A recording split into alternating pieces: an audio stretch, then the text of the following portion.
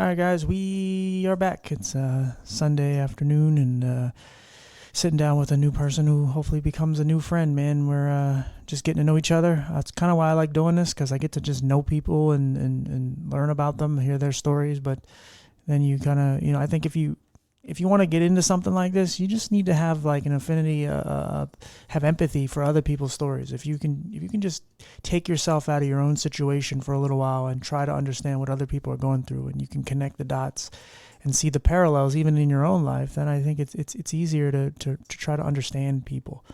I think we judge and we throw people away very easily in this world. I don't think we give people a fair chance because we learn stuff about them in their past or something they said or did at some point or another in their life, and we just say, "Oh, that's what you are." We define you as that this one moment, and I think we're defined by a plethora of things, and it's all about how we treat people and how we live our lives and so many things. There's so many moments in our lives that kind of really tell who we are, but unfortunately, we don't really give people a chance to really show who they are because we throw them away.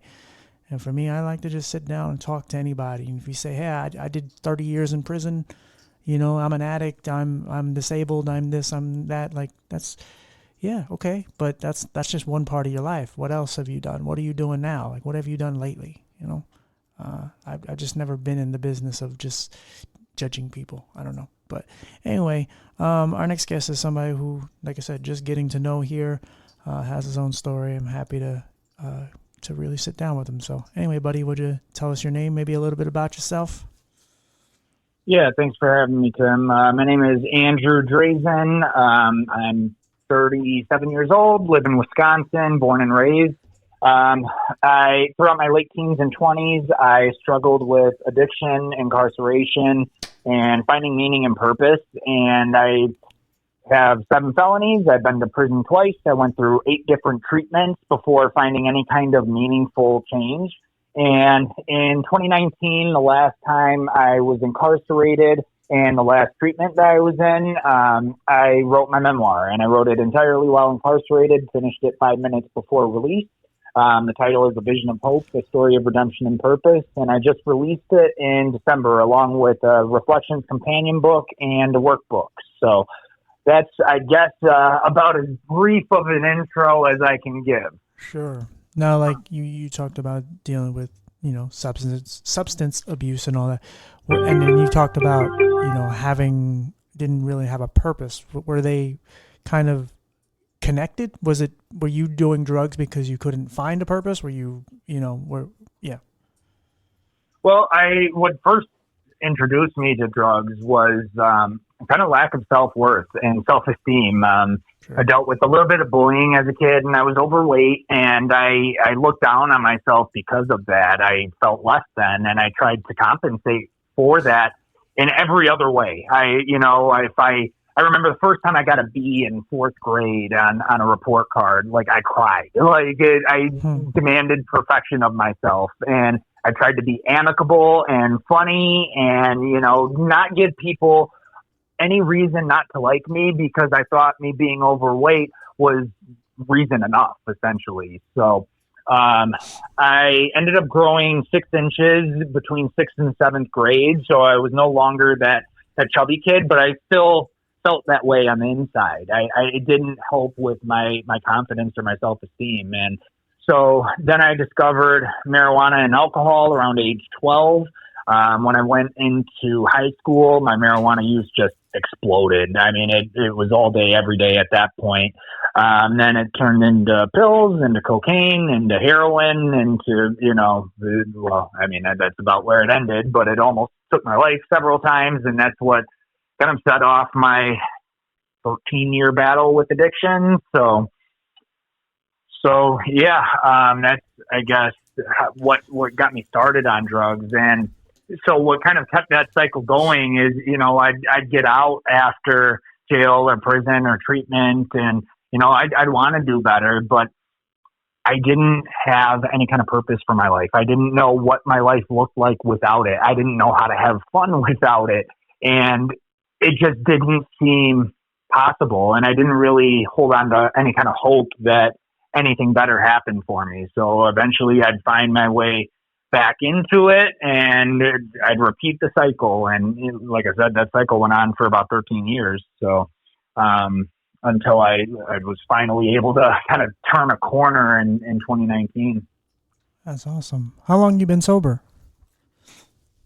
Now, since about Thanksgiving of 2023 or 24, it's like 2.5 years, something like that. That's awesome, though, man. Congratulations. Thanks. Yeah, I know that's hard for you. So I don't. I've never. Like I told you before, I've never done drugs, but I have a very addictive personality. So because I was a very scared kid, I tried to avoid all the traps. And I luckily had a good mom, and I had some good supportive cousins and things that kind of kept me out of just getting into a rough life. But it was always there around me. I had a neighbor who did meth till his teeth fell out, and I lost an uncle to alcoholism and things like that. So I've seen a lot of stuff. I lived in Philadelphia for 20 some years, so you're gonna see a lot. It's a very violent city, a lot of drugs, a lot of crime, but I was able to avoid those traps. And I think once you get to a certain point in your life, you get into your mid-20s and you're like, hey, I still really haven't touched anything. Like you realize at that point you don't need it.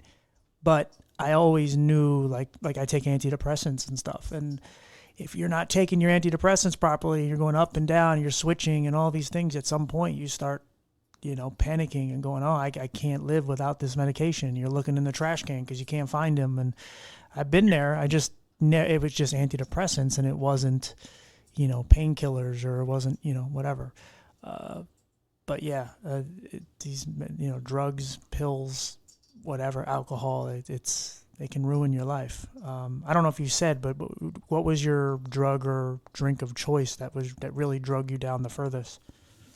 Opiates, for sure. The first time I snorted an Oxycontin, I was hooked immediately. I mean, the analogy that I give is it was like I was holding my breath for my entire life, and I was finally able to breathe. It's like, okay, this is the feeling that I was looking for. So Oxycontin is 100% what started me with my serious addiction battle. And I mean, who knows how it would have gone if it wasn't there. But I mean, that's a lot of people's stories. I mean, that's why the Sacklers ended up getting sued. And, we have all of these opioid settlements because of the kind of the trajectory that put us down. And it took so many of my friends' lives. I mean, I just lost 2 friends in the last 2 weeks. I mean, they're friends from my past, but they were friends nonetheless. And, and that's on top of the countless others. And I mean, I lost my fiance last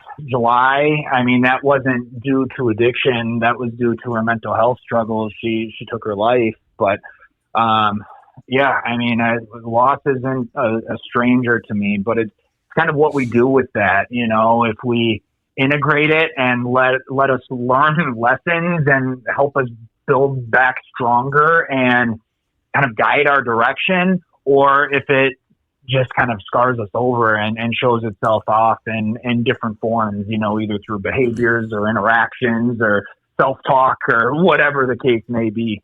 Yeah, for sure. I don't mean to poke or prod, but you did bring it up. As a person who struggled with, mental health primarily my whole life, and I tried to end my life many years ago, and I've thought about it over the years because of just struggling with just extreme sadness and anxiety, and just I even went through something earlier this year or late last year into early this year where it was battling. For you, like losing, obviously the love of your life, and she I don't know if you found her or not, but nonetheless, is there guilt on your end? Because I think everybody who thinks about killing themselves, and those who did kill themselves, they don't really know how it affects other people. Because I think mental health is always, it is very selfish, but you don't know what it's like to be in their head. And unfortunately, those of us who love that person, we think that we can save them and we can keep them afloat, but sometimes the demons just overtake them. Can you just kind of give your perspective of somebody who is on the other end of it, the person who either found them or, obviously, you witness some sort, you've seen her since she did it. What is there any kind of peace, or I don't know, what do you get from it? Like, I don't even know what I'm trying to say at this point, but like, are you okay with, like, do you have any kind of guilt that you felt like you could save her? And now that she's gone, because it's like I said, I think about, now that I'm an advocate and I fight for people with mental health, I also think about, anytime I've ever wanted to do it, I think about those who love me. And that's one of the things that keeps me going. But I've been able to outlast those demons. And obviously she couldn't. And, so how do you feel now that, it's been years now, but I'm sure it's taken a toll on you. Well, it hasn't been years. It was last July. Yeah, there was definitely survivor's guilt for a bit. It had me think about our entire relationship. We were together for 5.5 years, and, I'd contemplate on where I fell short, whether I should have called the cops myself, because she did kind of have a break at the end and was very paranoid, basically from the time she woke up until the time she went to sleep for the last month or two. And, I tried to intervene. I called her psychiatrist and left a voicemail 2 days prior to her appointment, which was 5 days before. I didn't find her. She jumped off a bridge. So I called and left her a voicemail, just kind of letting her know how paranoid she'd become. And I was present at that psychiatrist appointment, which it was virtual, but that was the first one that Caroline ever had me be present at. And the doctor had pressed for her to go to the ER to get a psych evaluation, and she wouldn't do it. And I, kind of co-signed that. I was like, I think you should. And then at first she encouraged her to get inpatient help. She wouldn't do it. She pressed her to get a psych eval and wouldn't do it. And, obviously afterwards I questioned, should I have called the cops at that point? I missed warning signs, because she had talked about it for years. And when we first met, not when we first met, but when we first got together, it was after a failed suicide attempt by her, but she had never tried while we were together. And, I thought that I could save her. But one thing that I learned is that you cannot save anyone else. It is up to them to save themselves. Now, we can be supportive and put them in a position to save themselves, but, we can't do the work for other people. And, I know she tried. I flew her out to California to go to detox, and then she ended up coming back and did an inpatient treatment and was clean for 8.5 months before she took her life. And I know for a fact that she was clean when she passed. So I'm grateful for that. But now, kind of looking back, I see that the drugs were a Band-Aid for the mental health kind of all along. So I don't feel like her mental health was ever properly treated. And so she tried to treat it herself by numbing herself with drugs and, take that away. And it basically lets the wound kind of come into the open instead of, constantly putting another Band-Aid on it, essentially. Yeah, man, that's very poetic and sweet, because, I think it's hard when you lose somebody. My mom, her best friend, killed herself, unfortunately, and my mom blamed herself a lot because she didn't pick up the phone call after she had done it. And and it's my mom's a nurse, and she has a really important job, and she can't just answer the phone for anybody. Unless, but even if an emergency, sometimes, I've called her and she couldn't talk to me, and I'm her son. And it's not personal, but she has a very important job and she's trying to save lives and heal people. And unfortunately, one of those times that she couldn't talk, our friend was at the end of her life saying she's done. And I know a lot of people have that survivor's guilt. They have that regret, especially if you're, that's your lover, you're entangled with them, and you think that you know them better than anybody knows them, and you're connected, and then they do this awful thing, and you start to feel like, I can only imagine that you could save them, but you can't. Yeah. And to kind of interject on that point, you talked about how your mom missed the phone call. That's something that I thought about a lot. So the night before she took her life, I kind of laid into her a little bit. I let her know that, that she needed to kind of take a more active role in her recovery. And I didn't really care what that meant, whether that meant, painting. She was a very talented painter, or going to meetings, or learning something new, but something. And that, I couldn't play every role for her. I couldn't be her, chef and her errand boy and her psychiatrist and her, partner and, her caregiver and her cook. And I needed her to kind of start developing some kind of, being able to take care of herself and help around the house a little bit. And so like the next morning, she had tried to wake me up, and I didn't go to bed until very late. And so I was like, I need to sleep. We'll talk later. And so I talked to her on the phone that day, a couple hours before it happened, and everything seemed fine. It seemed normal. And I'd gotten a letter, and I had to make a phone call to a state agency. And so I let her go, and she tried calling twice while I was on hold. And, I texted her, let her know I'm on hold and it's going to be a while. And, I let her know that I was working on like a community care packet for her. She had some overdue medical bills from an ER stay. And so she had texted at 3:23 p.m. and said, I love you so much. You are my whole world. And I texted back 7 minutes later, and I said, I love you too. And then she jumped. So, I thought about whether if I would have answered that call, because I didn't even end up getting through anyways. The agency closed before I could even get through. If I would have been able to prevent it, if that would have been enough to have stopped her. But what I've kind of realized is, while it may have prevented it that day, it probably wouldn't have prevented it indefinitely. Right. Yeah. And I just thought back through like previous interactions and, previous statements that were made and previous things that she tried to do. Like we had just leased a car for her in April, and put it under my name because her credit wasn't good enough.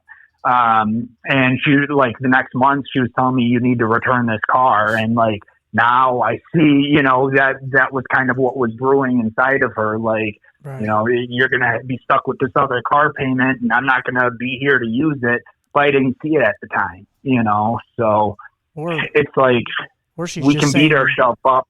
I was just going to say, or she's just saying, it's like somebody who's saying like, don't buy me a gun because I probably will use it, Like maybe it's maybe it's the thought of like, don't give me something that I can use to end my life. Because some people can't shoot themselves. Some people don't have it in them to take drugs or whatever. But it's like, hey, you give me a car, maybe I have no idea. I don't know her, but maybe the thought was, maybe she had this fantasy or this dream of, one day I'm gonna jump off a bridge, and I can drive myself.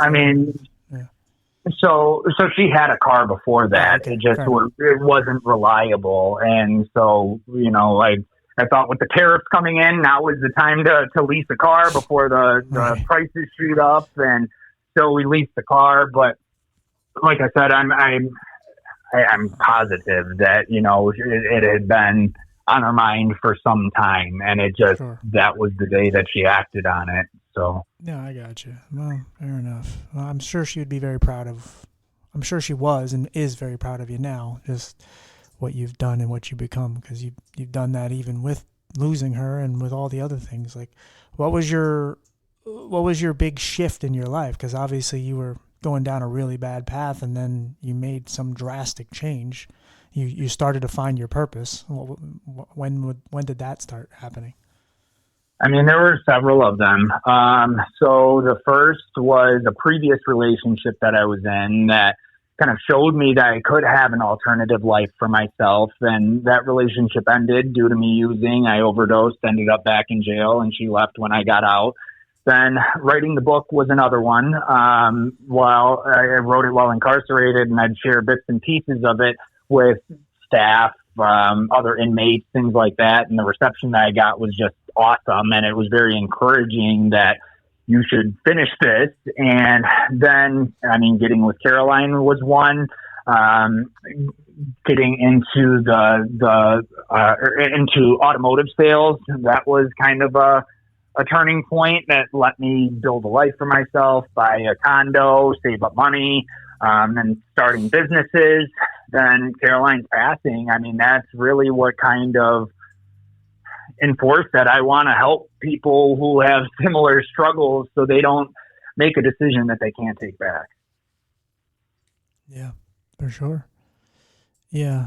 How many times, I mean, you said you've been sober 2.5 years, but how many attempts were there to get clean? I'm sure probably way more than one.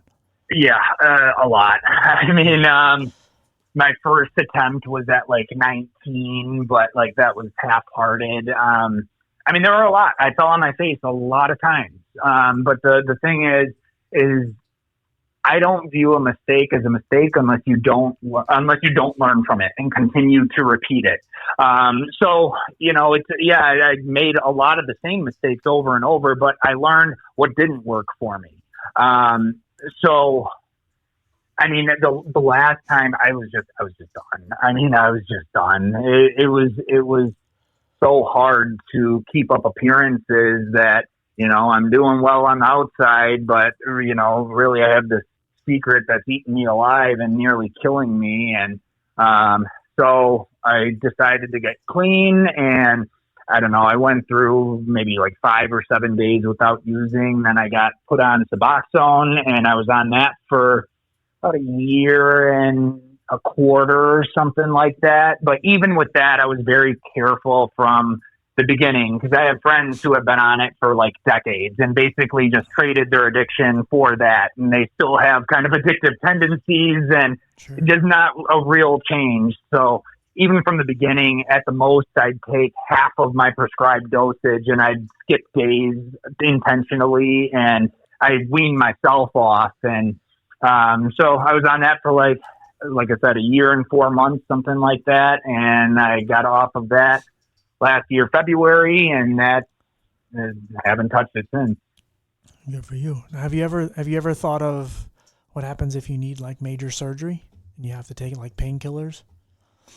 Well, so my personal, like, honestly, I don't even identify as an addict anymore. I identify as someone who had problematic substance use, but I feel like it is more important to change our relationship with drugs, because I feel like a lot of them have uses at certain times. Because if I have a major surgery, yeah, I probably will end up having to get painkillers. But the point is to just use that as a bridge to getting well instead of using it to feel different. I feel like that's kind of the key, if you're using it for a purpose or if you're using it to feel different than you currently feel, as an escape. So now I have so much that I want to accomplish and so much going on in my life that it's not even a thought anymore. Like it would be a waste of my time, effort, energy, you know, and it won't help me leave the legacy that I want to leave. So my personal belief is adopting a new identity that is not rooted in that previous identity, and then doing things that reinforce that new identity. No, that's a good idea. What's your feeling when people say that addiction is a disease? Because it's thrown around a lot. So with that, it fits the criteria for a disease in that it's progressive and that it eventually becomes fatal.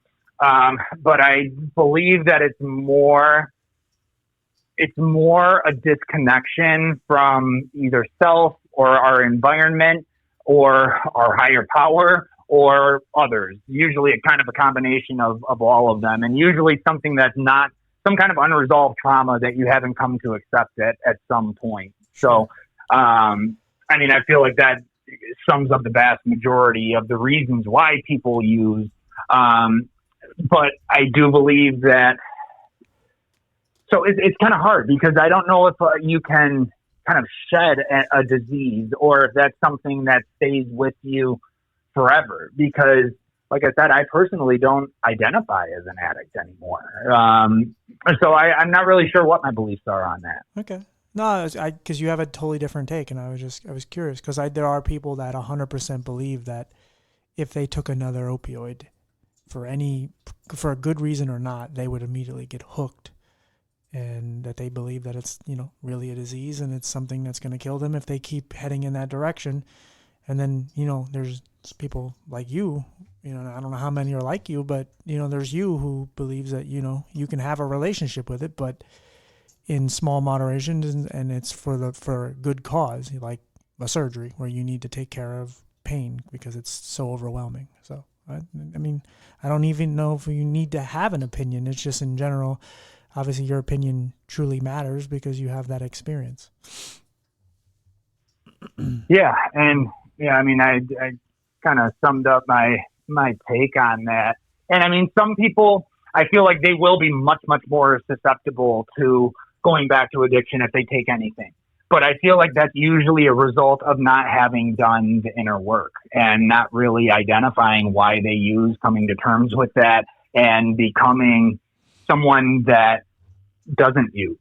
Because that's kind of the thing, is it's just adopting that new identity, and it's up to each person what that could be. I mean, it could be maybe you become someone who's really into fitness, so you're someone who works out, and someone who works out usually isn't someone who does drugs, or just finding some kind of higher purpose and living intentionally.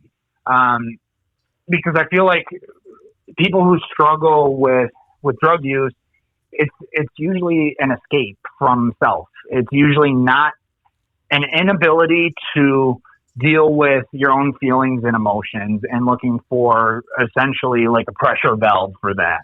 Yeah. Well, I think that's the harsh reality of healing, right? Where it's like most people don't want to admit that it's the long road that's going to get you there, right? It's the long haul. Like in order to get where you want, you have to reopen all those wounds. You have to let it heal naturally.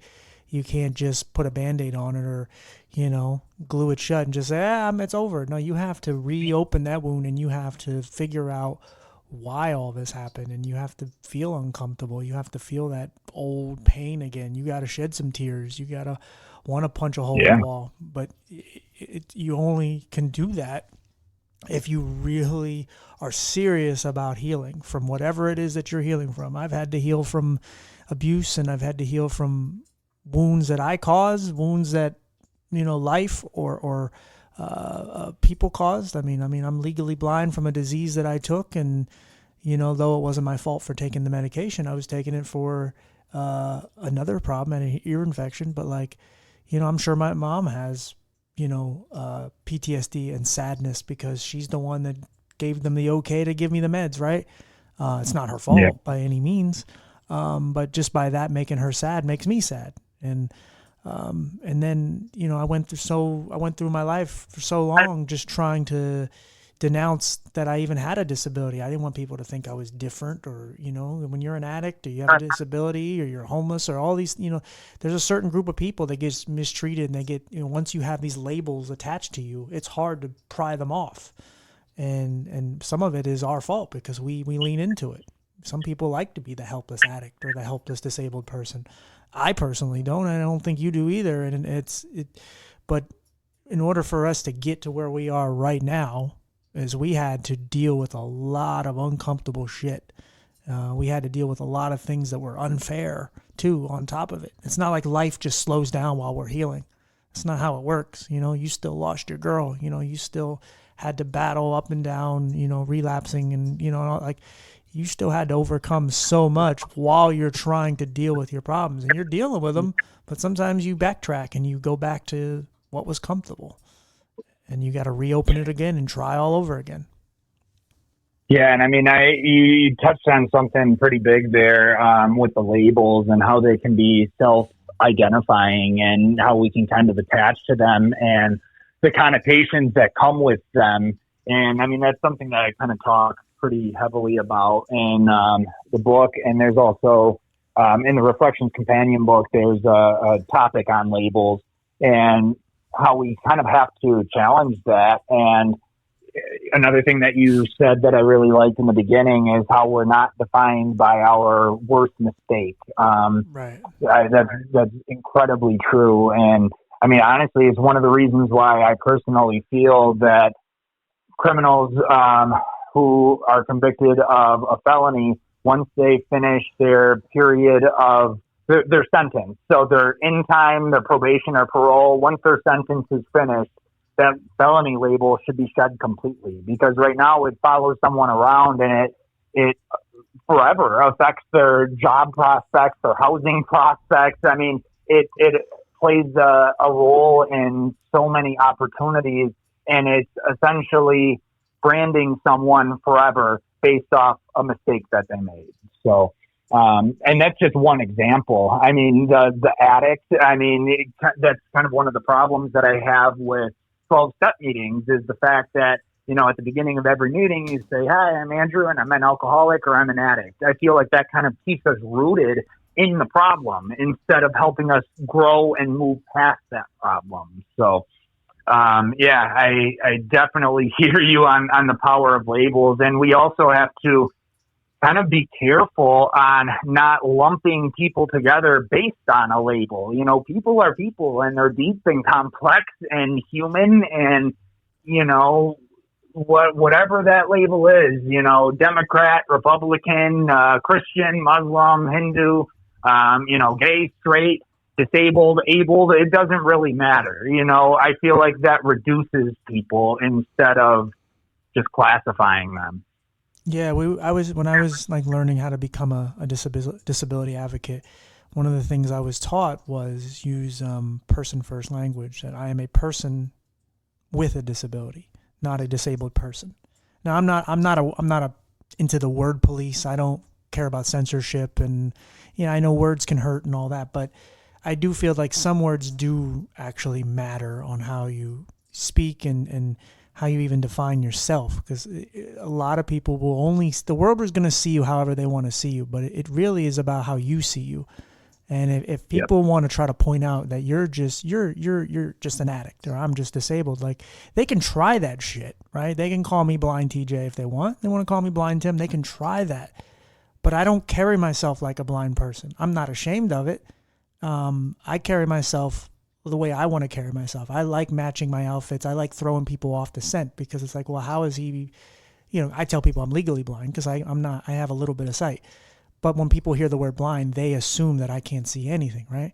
And so for me, I carry myself the way I fucking want to carry myself. I love my life. It's not perfect. I've been through hell. I'm still standing.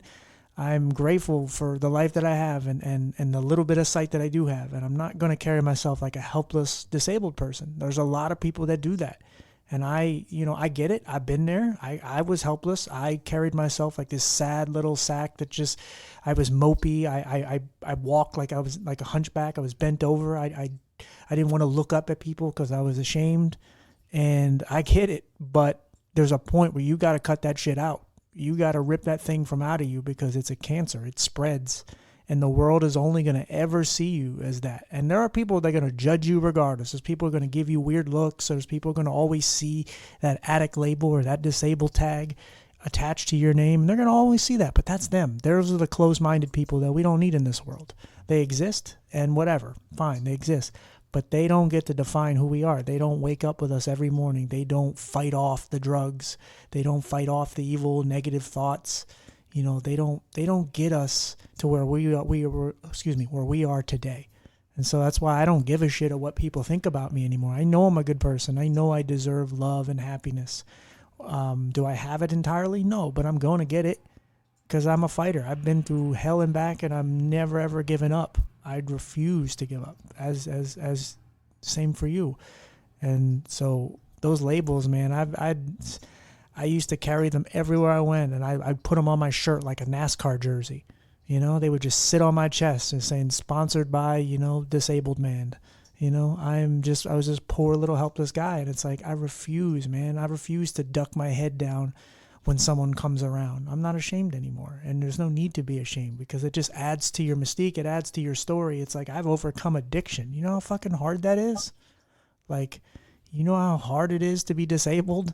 And smile and live a life and date and have a job and live on your own. Like, these things don't come for free when you're people like us. They don't come easy. You got to fight for everything.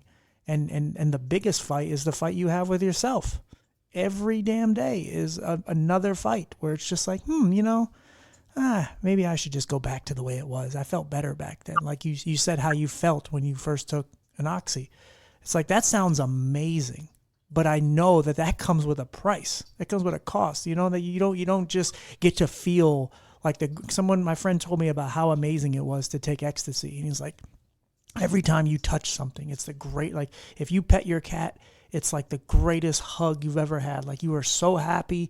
And I'm like, he's explaining this to me. And I'm like, my God, I want to do ecstasy. This sounds fantastic. But I know that it's not just taking ecstasy and life becomes better. It's just not how it works out. So anyway, I'm rambling. No, but yeah, I mean, you're right. I mean, if you use anything as an escape of your feelings, I mean, it's going to become a problem, and that's not limited to drugs. I mean, that's gambling, sex, porn, food. I mean, It comes in a lot of different ways. And kind of another thing that you touched on was love and happiness. I mean, I believe it all starts with self-love. If you don't love yourself and respect yourself, you're never going to be able to love someone else how they deserve to be loved, or be loved how you need to be loved, because you won't know how you need to be loved. And like happiness, I feel like that's a choice. And if someone depends on anything external for their happiness, then it's a mirage, essentially, because you remove that, you're no longer happy. I believe it's an internal state of being, because you can see, like poor children on the streets in some third world country and see them legitimately happy. You can also see the richest people in the world who are just miserable. It's your external circumstances do not determine your happiness. It's a decision that you make. For sure. Yeah, no, you see a lot of people just who don't have much, but they find the beauty in certain things. I lost my best friend. She died. She's a cancer survivor, but she lost her battle with her health issues in general. She died to heart failure, and we had this conversation towards the end of her life where she talked about being really sad because her family was poor. And I said to her, yeah, yes, you're poor. Okay, fair enough. But you have something that most people would die for. You have family. You have love. Like, you have love that's in abundance. Like, your family truly loves you. They would do anything for you. Yes, they don't have a lot of money. They can't give you everything you want. And I know you live in a trailer and so on, right? It could be better. Sure. But you have a mom. You have a dad. You have two brothers that love you. You have aunts and uncles. You have a family that's genuinely caring and supporting, and you're there for each other. And when it gets dark, you're not alone. And it's like, you got to learn how to value the things that are actually really important in this world. And I think we value, we all want to be financially secure. Who the hell doesn't? Because unfortunately in this world, money does get you somewhere, but you can't sell your soul to get it either. And there's so many things that are way more important in this world. And your happiness, your health, love, these things, loyalty, these things are so much more important. And some people have those things and they have no idea. There's people in this world that are winning and they feel like losers because they've never lost anything. Like, you and I understand what it's like to lose not only people, but lose parts of ourselves, lose days, months, years that we'll never get back because of, for whatever reasons, ours are different from each other's. But nonetheless, I spent a lot of years, a lot of months, a lot of weeks just feeling sorry for myself and sad, and I gave up and didn't want to be here, and I can't get them back. I can never get them back. I lost that shit, but I know what it's like to lose. I know what it's like to hit rock bottom mentally. And I don't think many people understand that, because it's like you have something. You might have something right now that people would die for, that would do anything for, because, you might have a girlfriend, boyfriend laying next to you. Somebody, they just don't want to be alone anymore. That's all they want. They want to be with somebody who loves them unconditionally. And there's many things like that are just so valuable. And I think that's one of the things that's missing in the world right now. There's many things that's missing, but we take a lot for granted. And I know. Yeah, I mean, it's being grateful for what we have, because so many times we're not grateful for things until it's taken from us. And, you know, we take things for granted, and, you know, nothing in this world is promised and nothing is permanent. So, you know, change is pretty much the only constant. So it's just kind of enjoying our circumstances and appreciating what we have to appreciate today while we have it. Yeah, man.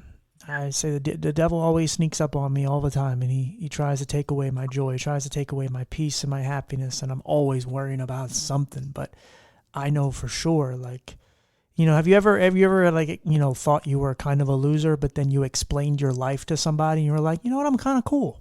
You know, it's like, how many people can say, you know, I got a podcast and I'm big on social media and I talk to people and I help people every day and whatever. I beat a disease that takes 70% of people. And you start explaining yourself to your therapist or to somebody out in the world and you go, you know, I'm not as bad as I sometimes make myself feel. Because I just, like I said, I fight demons every day, and I don't look for a handout. I'm not looking for anybody to feel sorry for me. I just want people to know that you can do it too. Like, it's, you know, and no matter what it is, like I've never done a drug in my life, but I can relate to you in a lot of ways. There's a lot of parallels between our story and our lives. It just depends on how you look at it, what lens you look at it through. Like, that's why I don't judge anybody. Yeah. I feel like judging people is the biggest waste of time, because it's like you don't understand what that person went through. We're all a little fucked up. And if you're not, I don't really understand. If you had everything handed to you, I just truly don't get you. I mean, good for you. Nice. I mean, congratulations, but I don't get it, man. Like, I've been messed up, and every good person has done some bad, and every bad person has done some good. And I'm not saying we can just excuse the murderers and the rapists in this world. No, but I'm just saying, how did they get that way? Now, maybe. Yeah, and I mean, go ahead.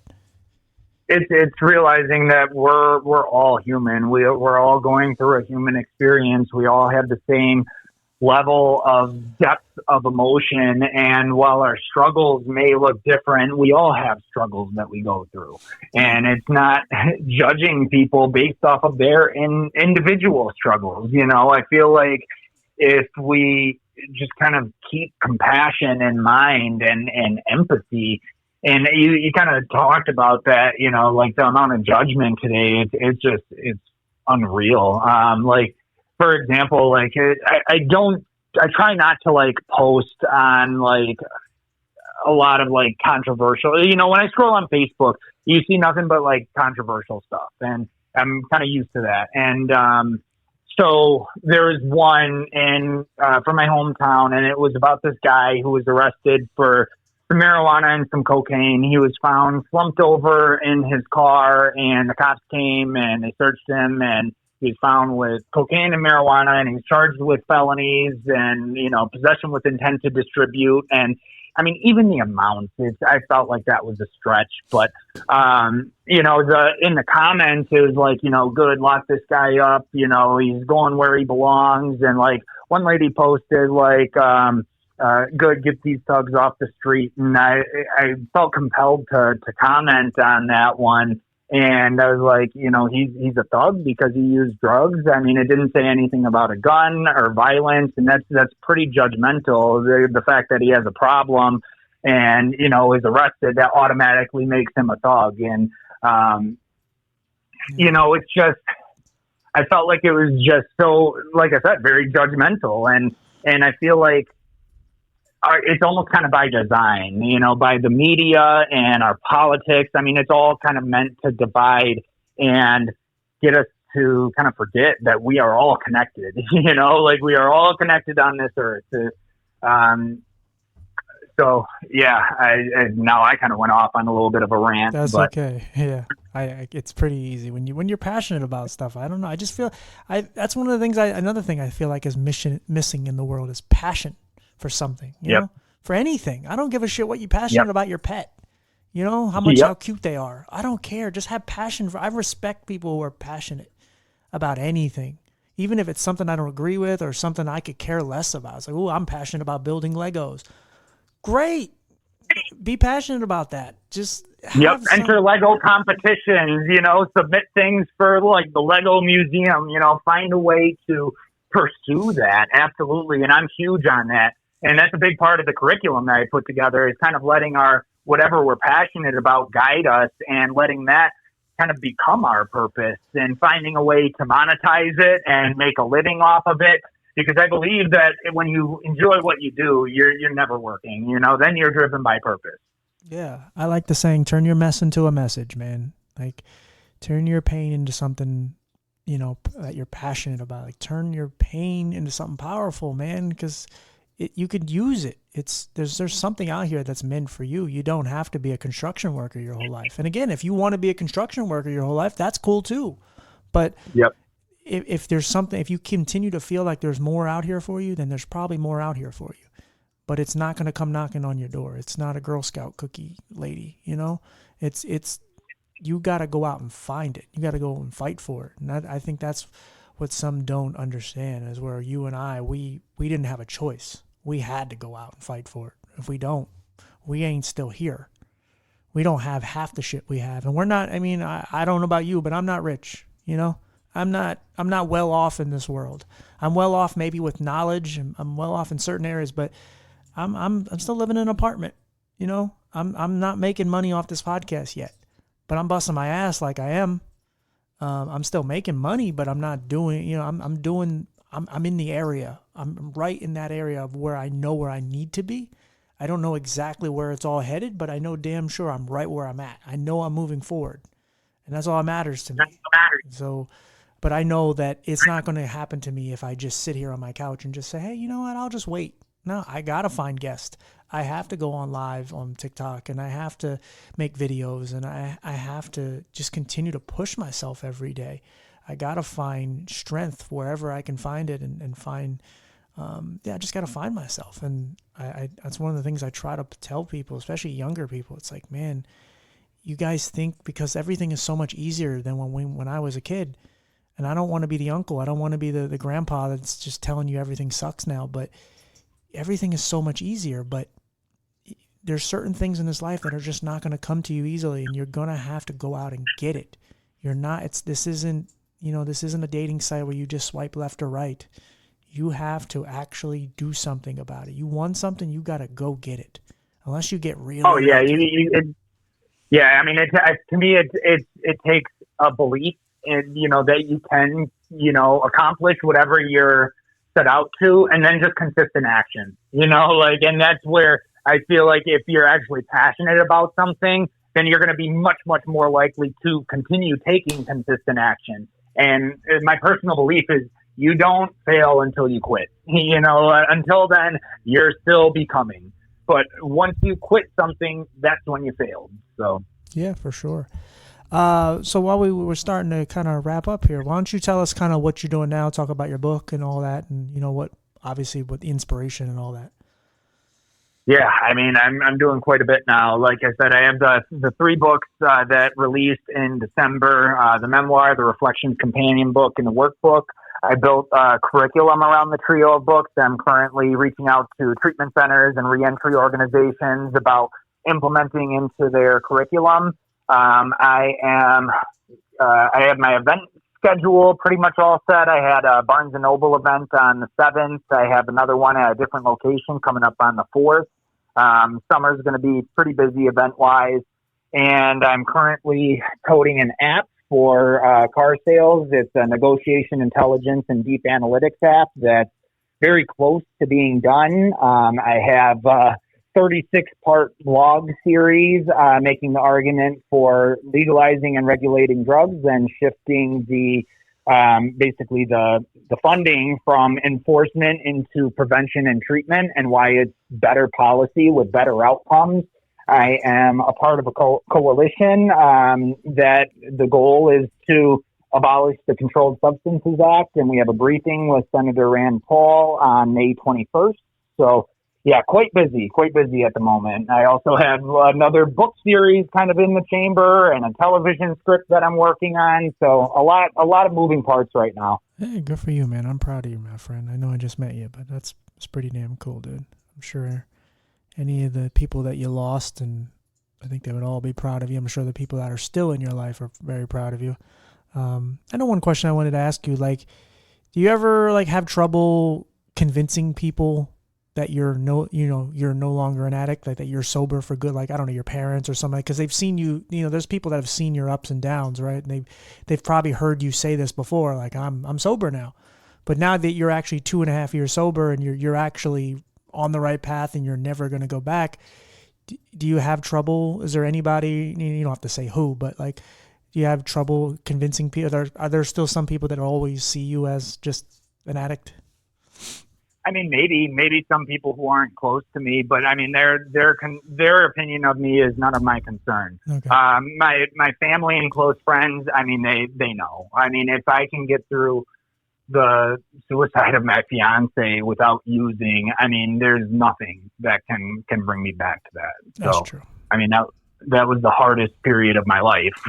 So, I mean, I got through that without, picking up. So there's nothing that could happen to me that would make me go back to that. I just wondered if you had any of those people where it's like, like if you were an alcoholic and you're like, hey, you want to go to Red Robin? And you're like, what's at a Red Robin? A bar. Oh no, we probably shouldn't go there. Like, just in case, there's always that one person that's just like overly protective and they still like, they don't 100% believe that you're committed to what you're committed to. I've had it in my own way. No, I mean, sobriety. Yeah, like my family, I mean, they see the change. I mean, I'm a completely different person than I used to be. So it's when it's that kind of apparent. And, like I said, like the people who may think that, I mean, they're entitled to their opinions and it doesn't affect me one way or another. And like the people who may think that kind of from my past, I mean, a lot of them wrote me off and I don't blame them, like at that point, I probably would have wrote me off too. And a lot of them died, a lot of them are dead. So, there's not a lot of people from my past that are kind of still in my life. So. Sure, man. No, I get it. Fair enough. So can you like tell us the name of the book and like where you can get it? Yeah. It's, the Vision of Hope series. The main title is The Vision of Hope, A Story of Redemption and Purpose. It's available Amazon, Barnes & Noble, bookshop.org, the website, avisionofhopebook.com, where you can also view my blog, as well as kind of view my events calendar, things of that nature. You can also find me on social media, Andrew Drasen, Drasen. I'm on pretty much all socials. All right, man. That's fantastic, dude. I appreciate you coming on, man. I truly do. I hope we can stay friends and keep in touch. You ever need anything, you need someone to talk to, man, just reach out anytime, all right? Yeah, it was a great conversation, Tim. I appreciate you having me on. Anytime, buddy, anytime. You stay sober, take care of yourself, and yeah, man, like I said, you need a friend, I'm always here. All right, thank you. Yep, see you, buddy. All right, bye-bye. Sorry, guys, I forgot to mute the mic when I went to burp. I muted my phone, but I forgot to mute he couldn't hear me, but I didn't mute the mic. I'm a mess. What are you going to do? I'm not perfect, but I hate that he was saying something important and I'm just burp. Sorry.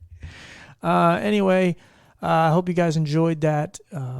Yeah, man, another great conversation with someone. I don't know. I know I say the same thing all the time, but I really enjoy talking to people and I really enjoy just finding those who are also passionate about helping others. It's so important. It's so rare, but so valuable at the same time. So if you're out there, you're hearing this, minus your disgust for me, I hope that